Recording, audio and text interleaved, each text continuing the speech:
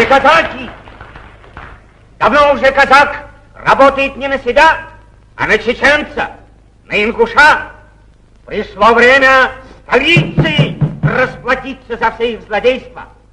Братья казаки, уничтожим дружным ударом эти разбойные народы, смоем их, как темные пятна, с лица Кавказа.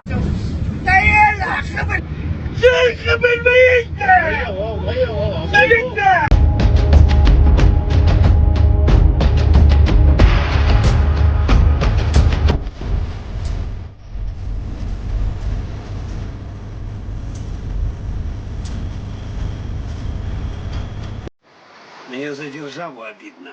Ну, я не знаю, может, это и вахи тоже, да, замутили вот это, сейчас же повсюду распространено это.